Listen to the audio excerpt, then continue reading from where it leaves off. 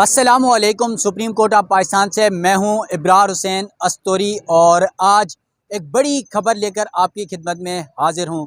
नाज़रीन, वो बड़ी खबर ये है कि शहीद जुल्फ़िकार अली भुट्टो का अदालती कत्ल करार देने से मुतल्लिक जो सदारती रेफरेंस था, उस हवाले से चीफ जस्टिस काजी फ़ाइज़ ईसा की सरबराही में बेंच तश्कील दिए जाने का इम्कान है और अगले हफ्ते इसका बेंच तश्कील दिया जाएगा। चीफ जस्टिस काजी फ़ाइज़ ईसा खुद इस बेंच की सरबराही करेंगे। यकीनन बड़े अरसे बाद सुप्रीम कोर्ट में ये मुकदमा समाअत के लिए मुकर्रर होने जा रहा है और यकीनन इस पर बहुत सारे लोगों का क्रेडिट जाता है। काजी फ़ाइज़ ईसा साहब को ये क्रेडिट ज़रूर जाता है, लेकिन इसमें जो सबसे बड़ा क्रेडिट ज़ाती तौर पर जो मैं समझता हूँ वो है सहाफ़ी तैयब बलोच, जिनकी काविशों से चीफ जस्टिस काजी फ़ाइज़ साहब को याद दहानी कराई थी। मुझे याद है जब हमारे press association of supreme court के तैयब बलोच साहब सदर भी हैं, तो हमारी हलफ बर्दारी तकरीर में जब चीफ जस्टिस काजी फ़ाइज़ साहब आए, तो जब इन्हें तकरीर का मौका मिला तो उस तकरीर के दौरान खिताब में काजी फ़ाइज़ साहब को मुखातिब करके तैयब बलोच ने कहा था, आइन के खालिक को सुप्रीम कोर्ट ने अभी तक इंसाफ नहीं दिया और उसका जो रेफरेंस है यहाँ पर, उस रेफरेंस को मुकदमे की जो समाअत के लिए मुकर्रर किया जाए। उस हवाले से जो उस वक्त का खिताब था तैयब बलोच साहब का, वो भी आपके सामने रखूँगा इस वीडियो के अंदर। और साथ साथ जो chairman Peoples Party Bilawal Bhutto Zardari हैं, वो सुप्रीम कोर्ट बार की दावत पर सुप्रीम कोर्ट में आए साथियों से हमारे साथ जब मुलाकात हुई, वहाँ पर मैं खुद मौजूद था, मैंने खुद वीडियो बनाई। उस वक्त भी तैयब बलोच ने बिलावल भुट्टो जरदारी को ये बात बताई और कहा कि जुल्फ़िकार अली भुट्टो का जो रेफरेंस है उस हवाले से आप भी कोशां रहें। और मैंने भी काजी फ़ाइज़ साहब को बताया, वो वीडियो भी मेरे पास मौजूद है, वो वीडियो भी आपको इसी व्लॉग के अंदर सुनवा देंगे। इन दोनों वीडियोज़ में तैयब बलोच ने क्या बातें की थी। लेकिन इससे कबल तैयब बलोच मेरे साथ खुद मौजूद हैं, तो तैयब बलोच को जब क्रेडिट जा रहा है तो जानने की कोशिश करेंगे। तैयब बलोच साहब ज़रा हमारे नाज़रीन को बताएगा कि शहीद जुल्फ़िकार अली भुट्टो आइन के खालिक, जो इस वक्त पाकिस्तान का आइन है, ये एक तोहफ़ा था उनकी तरफ से पाकिस्तान की कौम के लिए। उनका अपना जो अदालती रेफरेंस है यहाँ पर, वो ज़ेर इल्तवा था एक अरसे से। और फिर ये भी हम सब जानते हैं कि जुल्फ़िकार अली भुट्टो के फांसी के बाद कई मामलात पर जजेस भी इस बात को एग्री कर चुके हैं कि उनका जो कत्ल था या उनकी जो फांसी थी वो अदालती मर्डर है। तो क्या समझते हैं कि ये मामला क्या है और कब तक समाअत के लिए मुकर्रर होने का इम्कान है और क्या कुछ होने जा रहा है? देखें, बात यह है कि भुट्टो शहीद का अदालती कत्ल हुआ, ये तो ख़ुद सुप्रीम कोर्ट इसी रेफरेंस में मान चुकी है। अब ये मामला ये है कि आइन के खालिक शहीद जुल्फ़िकार अली भुट्टो का जो है वो अदालती कत्ल हुआ था, दुनिया कहती है, फिर सुप्रीम कोर्ट ने माना।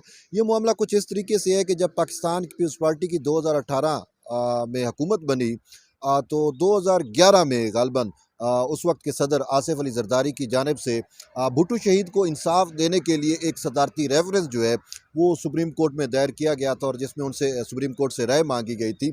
और 2 जनवरी 2012 को इसकी पहली समाअत हुई और 6 समाअतें जो हैं साबिक चीफ जस्टिस इफ्तिखार चौधरी के दौर में हो चुकी हैं। 12 नवंबर शायद 2012 को इसकी आखिरी समाअत हुई और फिर उस समाअत के बाद ये अभी तक इल्तवा का शिकार रहा। तकरीबन 11 साल से ये मुकदमा जो है वो इल्तवा का शिकार है और इसकी समाअत नहीं हो रही थी। मुख्तलिफ चीफ जस्टिस साहबान आए, लेकिन किसी ने जो है वो इसकी समाअत नहीं की। मैं अगर आपको बताऊं कि एक दफ़ा जब रिटायर हो रहे थे अपना आसिफ सईद खान खोसा, आखिरी दिन उन्होंने हमसे मुलाकात भी की, तो हमने उनसे यही सवाल किया था कि आप भी चीफ जस्टिस रहे हैं, आपने भुट्टो शहीद का केस जो है वो उसको समाअत के लिए या रेफरेंस को समाअत के लिए मुकर्रर क्यों नहीं किया? तो उसमें उन्होंने कहा कि मेरी राय ये है कि उनके का जो फैसला है वो दुरुस्त हुआ। तो हमने कहा कि अगर दुरुस्त हुआ तो वो आज तक फिर PLD में या बाकी जगहों पे वो फैसला कोर्ट क्यों नहीं होता? तो वो इस बात का मतलब जवाब तो ना दे सके, लेकिन साथ में उन्होंने ये कहा कि अगर मैं इस पे बेंच बनाता तो मेरे ऊपर एतराज़ात उठते या मैं इसकी समाअत करता तो मेरे ऊपर एतराज़ उठते, क्योंकि जस्टिस नसीम हसन शाह जिन्होंने भुट्टो शहीद के ख़िलाफ़ फ़ैसला दिया था, उन्होंने उसकी जो बेटी है वो जस्टिस आसिफ सईद खान खोसा की बीवी थी। तो उन्होंने कहा कि चूँकि मेरा डायरेक्ट ताल्लुक़ रहा उनसे, तो इसी वजह से मैंने इस मामले को समाअत के लिए मुकर्रर नहीं किया। तो बाद में भी जजेस जो है वो समाअत के लिए मुकर्रर नहीं करते रहे, चीफ जस्टिस साहबान जो भी आते रहे, हर चीफ जस्टिस की अपनी तरजीह होती है। लेकिन ये जैसे आपने शुरू में कहा कि जब चीफ जस्टिस काजी फ़ैज़ ईसा अभी चीफ जस्टिस नहीं बने थे, तो हमने इनको हलफ के लिए बुलाया बतौर सदर। Press association of supreme court जब मैं इनसे हलफ ले रहा था, तो हलफ लेने के बाद मैंने काजी साहब को एक तारीखी बात याद दिलाई, क्योंकि मुझे ये याद है, आपको भी अक्सर देखा होगा कि जब 4 अप्रैल आती है तो इसी सामने जो शारा दस्तूर है, यहाँ पे भुट्टो शहीद की फांसी वाली तस्वीर लटकी होती हैं और बिल्कुल वो सुप्रीम कोर्ट से इंसाफ का तकाजा कर रही होती हैं। तो ये एक बात मेरे दिमाग में बैठी हुई थी। तो मैंने चीफ जस्टिस, उस टाइम काजी फैजी साहब चीफ जस्टिस नहीं बने थे, सीनियर जज थे, मैंने उनसे कहा कि आपने चीफ जस्टिस बनना है तो यहाँ पे हम आइन की हुक्मरानी की बात करते हैं, कानून की पासदारी की बात करते हैं, लेकिन ये उस वक्त तक मुमकिन नहीं होगा जब तक आइन के खालिक को ही मतलब है वो इंसाफ नहीं मिलेगा। तो हर 4 अप्रैल को आइन के खालिक की यहाँ पे तस्वीरें लटक चीख चीख कर सुप्रीम कोर्ट से और इन जजेस से जो आइन के मुहाफ़िज़ हैं इनसे तकाजा कर रही होती हैं कि आइन के मुहाफ़िज़ों मुझे कब इंसाफ दोगे। तो शायद ये बात चीफ जस्टिस काजी साहब को जो है वो फ़ील हुई। फिर क्या होता है कि जब चीफ काजी फैजी साहब चीफ जस्टिस बन गए तो उन्होंने हमको बुलाया था, आपको याद हो, मुलाकात के बाद यहाँ पे बिल्कुल ये सीढ़ियों के सामने जहाँ पे भुट्टो शहीद की तख्ती लगी हुई है, यहाँ पे एक ग्रुप फ़ोटो बना था। तो ग्रुप फ़ोटो जब बन रहा था तो वहाँ पे भी कुछ दोस्तों ने चीफ जस्टिस को कहा कि सर ग्रुप फ़ोटो तो बन गया, लेकिन ये जिसकी तख्ती लगी हुई है ये आइन का खालिक है, इसका कत्ल इसी बिल्डिंग से हुआ है, इसको इंसाफ कब दोगे। तो चीफ साहब ने कहा था कि मैं उजलत वाले काम मुझसे निमट लूँ तो फिर मैं इस मामले को समाअत के लिए मुकर्रर करूँगा। अब ये खबर आ रही है कि चीफ जस्टिस काजी फैजी साहब जो है वो आइंदा हफ्ते इसकी समाअत करने जा रहे हैं और इसके लिए लार्जर बेंच बनाएंगे। अगरचे पहले भी लार्जर बेंच ही इसकी जो है वो समाअत करता रहा, शायद 9 रुकनी था या फिर 11 रुकनी भी था, तो उसकी 6 समाअतें हो चुकी हैं। अब वहीं से जहाँ से ये मामला ख़त्म हुआ था या इल्तवा का शिकार हुआ था, वहाँ से अब दोबारा इसकी समाअत होगी। अब इसमें पाकिस्तान पीपल्स पार्टी के जो चेयरमैन है बिलावल भुट्टो जरदारी, जिनके नाने का बराह रास्त ये मुकदमा है, वो भी मुतअद्दिद जगहों पे ये तकाजा कर चुके हैं। और फिर जब बिलावल साहब यहाँ पे सुप्रीम कोर्ट बार एसोसिएशन के फंक्शन में आए थे तो उनकी जब मेरे साथ मीटिंग हुई तो मैंने भी उनको ये सारी रुदात सुनाई कि हम भुट्टो शहीद के को इंसाफ दिलाने के लिए हम किस तरीके से अपना जो है वो फोरम मतलब है अपने आप को इस्तेमाल किया और चीफ जस्टिस काजी फैज़ ईसा को भी कहा, क्योंकि ये किसी इंडिविजुअल का मैटर नहीं है। आप ठीक है, इसके पॉलिटिकल कॉन्सिक्वेंसेस भी हैं, पॉलिटिकल नतायज भी हैं, चूँकि एक पीपल्स पार्टी के वो साबिक चेयरमैन थे या चेयरमैन रहे हैं, बानी थे, वो उसका तो एक मैटर, लेकिन हम इसको यूँ देख रहे हैं कि इस टाइम आइन की 50वीं सालगिरह मनाई जा रही है, गोल्डन जुबली मनाई जा रही है। ये पूरा साल जो है 2023 का वो इसके लिए वक्फ है। तो अगर इसी गोल्डन जुबली, आइन की गोल्डन जुबली के ही मौके के ऊपर आइन के खालिक को इंसाफ मिल जाता है तो ये एक जो है इसका एक अच्छा इम्पैक्ट जो है वो पड़ेगा। कम से कम चलो 50 साल लेट ही सही, फिर भी हमने जो है वो आइन के खालिक को ये कहने में होंगे कि हमने जब पूरा पाकिस्तान, पूरी स्टेट जो है वो गोल्डन जुबली मना रही थी अपनी आइन की तश्कील की, तो उसी टाइम जो है वो भुट्टो शहीद को भी उसी गोल्डन जुबली के साल के ऊपर इंसाफ मिला था। तो ये एक बहुत अच्छा जो है वो इम्पैक्ट जाएगा ओवरऑल। तो मैंने तो पर्सनली किसी पॉलिटिकल उसके से बालातर होके मेरे जहन में जो मकसद था, जो मुद्दा था, जो मैंने काजी साहब के सामने ये केस रखा, वो सिर्फ इसी बुनियाद पे रखा कि आइन के 50 साल जो हैं वो पूरे हुए हैं, तो इन्हीं 50वें साल में, इसी गोल्डन जुबली के साल में उसको इंसाफ दिया जाए। तो अब ये बड़ी खुशी है कि चीफ जस्टिस काजी साहब ने जो है वो अब इसके लिए बाकायदा बेंच बना रहे हैं और आइंदा हफ्ते इसको मुकर्रर करेंगे। तो ये एक बहुत खुश आइंद बात है, न सिर्फ मेरे लिए बल्कि उन तमाम लोगों के लिए जो यहाँ पे आइन की सुपरमेसी चाहते हैं, उन सब के लिए ये एक जो है वो एक बहस मुसर्रत होगा। और भुट्टो शहीद को अगर इंसाफ मिल जाता है तो इससे मेरा नहीं ख्याल इससे बड़ा, और क्योंकि ये सुप्रीम कोर्ट के ऊपर एक कलंक थी, सुप्रीम कोर्ट के ऊपर एक धब्बा था, जो कि अब काजी फैज़ ईसा साहब इसको साफ़ कर देंगे। अच्छा तैयब बलोच साहब, एक तासुर दिया जा रहा है बाहर लोगों के दरमियान कि पाकिस्तान पीपल्स पार्टी कई दौर में इक़्तिदार में रही और फिर जिस तरह सदर आसिफ अली जरदारी साहब थे तो उन्होंने रेफरेंस फाइल किया, उसके बाद पीपल्स पार्टी ज़्यादा खामोश रही, बार बार वो यहाँ दरख्वास्तें क्यों नहीं दी गई, इल्तिजा क्यों नहीं की गई मुख्तलिफ चीफ जस्टिस साहिबान से, और अब जाके वो भी सिर्फ आपकी गुजारिश पर यह कुछ हो रहा है। शायद चीफ जस्टिस काजी फैज़ल साहब को आपकी वो बात पसंद आई है कि जो आइन के खालिक हैं उनको इंसाफ मिलना चाहिए, तो पीपल्स पार्टी इस हवाले से ज़्यादा एक्टिव नहीं दिखाई दी, इसकी क्या वजह है? देखें, पीपल्स पार्टी हमेशा मुतहर्रिक ज़रूर रही अवाम के अंदर, ठीक है, लेकिन अदालती महाज पे पीपल्स पार्टी का जो एक अपना एक सोच है ना, वो अदलिया से बहुत कम ही हो। कोई भी पॉलिटिकल मैटर हो, कोई भी मैटर हो, तो उनकी ये होती है कि हम पार्लिमान में बैठ के या हम कहीं और बैठ के जो प्रॉपर फोरम होते हैं वहाँ पे बैठ के हम हल करें।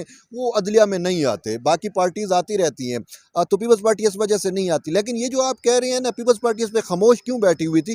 पीपल्स पार्टी खामोश नहीं थी। जब इस पे 2012 में पीपल्स पार्टी, ये रेफरेंस 2011 में पीपल्स पार्टी ने ही दायर किया, 2012 तक समाअत होती रही। उसके बाद खुद पाकिस्तान पीपल्स पार्टी के चेयरमैन बिलावल भुट्टो जरदारी जब खुद सियासत में मुतहर्रिक हुए, तो मुझे आज भी याद है कि वो बीबी शहीद के एक केस में यहाँ पे बेंच नंबर 2 में जस्टिस आसिफ सईद खान खोसा के सामने पेश हुए थे। तो उस मौके पर भी उन्होंने यहाँ पे उनको इंसाफ नहीं मिला था। यहाँ पे बीबी शहीद के कत्ल का भी इंसाफ जो है उसको बिलावल भुट्टो जरदारी को अपनी माँ का इंसाफ नहीं मिला था। तो वो तो मायूस हो गए थे कि भाई जो मुझे मेरी माँ का इंसाफ नहीं दे रही जो सुप्रीम कोर्ट, वो मुझे मेरे नाना का कैसे इंसाफ देगी।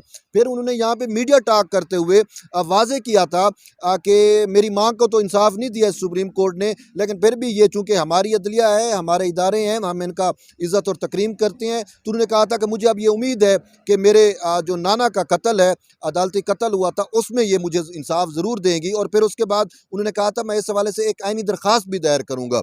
हाँ, अगर उन्होंने आईनी दरख्वास्त ना दायर की होती तो हम कह सकते थे कि वो खामोश बैठे रहे। अब एक आईनी दरख्वास्त दायर की गई, उस पर ना ही नंबर लगा, ना ही समाअत हुई। ये तो फिर सुप्रीम कोर्ट के अपने मामलात है। आपने भी देखा कि सुप्रीम कोर्ट में बहुत सारे ऐसे जो पॉलिटिकल या कुछ इस टाइप की नोयत के मैटर होते हैं, वो साल साल समाअत के लिए मुकर्रर नहीं होते। तो ये भी कुछ ऐसा मामला था जिसको समाअत के लिए मुकर्रर नहीं किया गया। तो अब काजी साहब को जब हमने कहा, और खुद बिलावल भुट्टो जरदारी मुतअद्दिद प्रेस कॉन्फ्रेंस में और हर जगह पे ये कह चुके हैं कि मेरे नाने को इंसाफ दो, तो वो तकाजा करते रहे, हमने तकाजा किया। और फिर वक्त का तकाजा भी कुछ यही था कि जैसे मैंने कहा कि गोल्डन जुबली मनाई जा रही है आइन की, तो फिर काजी साहब ने इन सारी चीज़ों को मद्देनज़र रखते हुए अब जो है वो फैसला किया है। तो ये एक अच्छी बात अच्छा है। तैयब, यकीनन पीपल्स पार्टी की अगर देखा जाए तो सियासत में पाकिस्तान के लिए बड़ी कुर्बानियां हैं, शहीद जुल्फ़िकार अली भुट्टो हो या बेनज़ीर भुट्टो हो, दोनों की। लेकिन बेनज़ीर भुट्टो के कत्ल के बाद लियाकत बाग में रावलपिंडी में जब उनका मर्डर हुआ, उसके बाद पाकिस्तान पीपल्स पार्टी की हुकूमत बनी,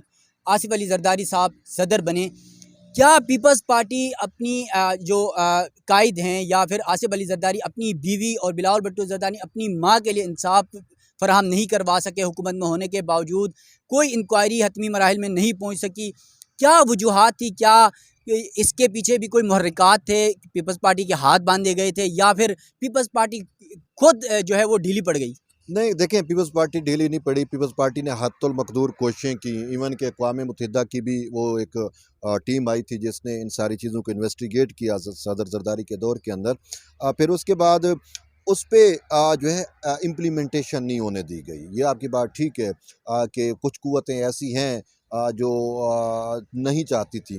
फिर अगर हम ये देखें कि अदालती महाज़ पे उनका पहला मुद्दा तो ये था कि भई क्योंकि ये जो बीबी शहीद का देखें एफआईआर जो कटा था ना, वो रियासत ने कटाया था एफआईआर।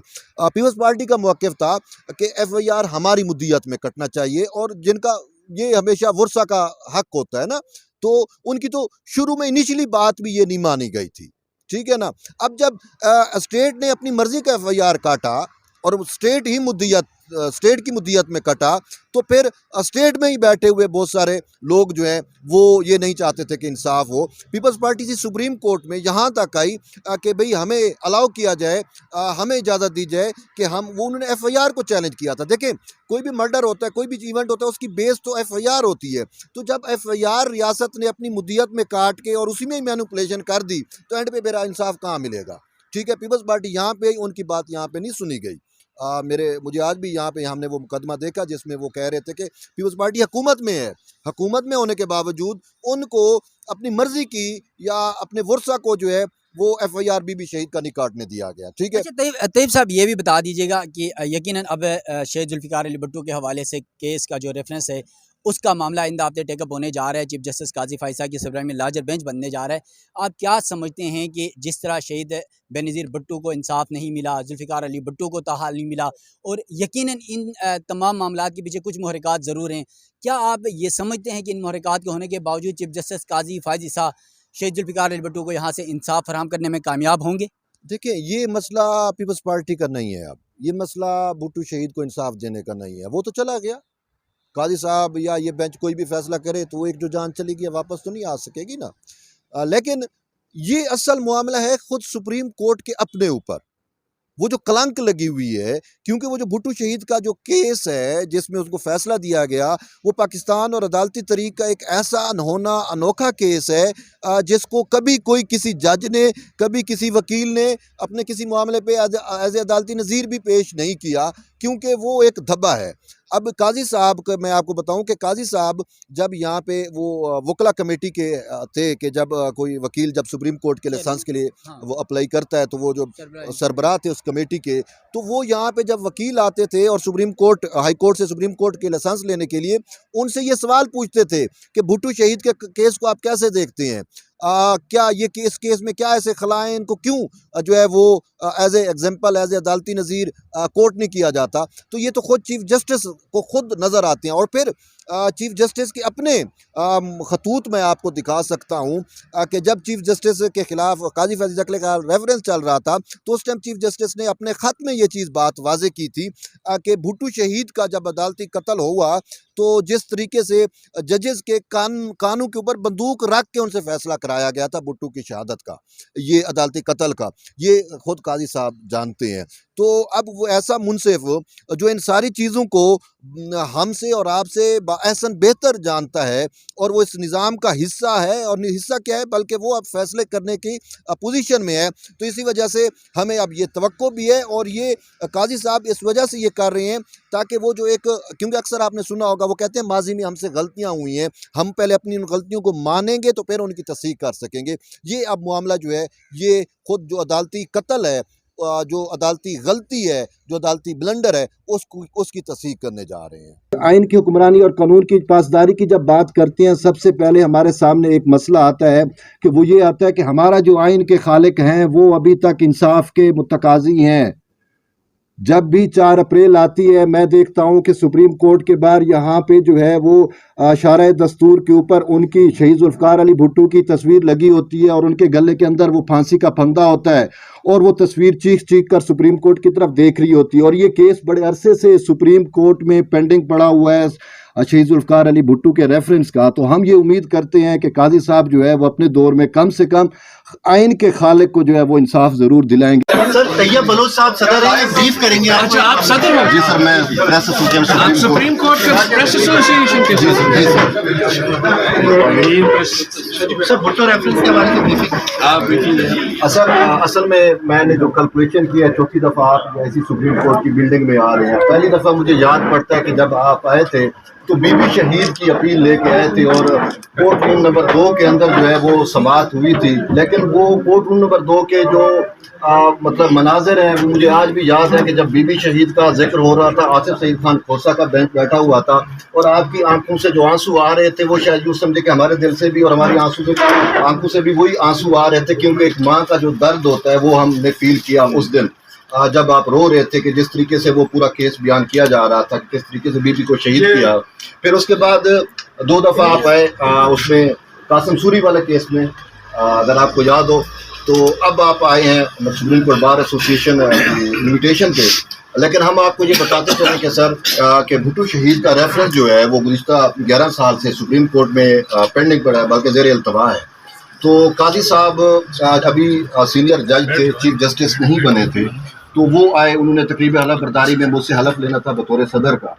तो हमने प्रेस एसोसिएशन के प्लेटफॉर्म से चीफ जस्टिस काजी फैज़ ईसा से ये हमने रिक्वेस्ट की कि इतने अरसे से ये पड़ा है और आइन के जो खालिक हैं, मैंने आपको वो देखा।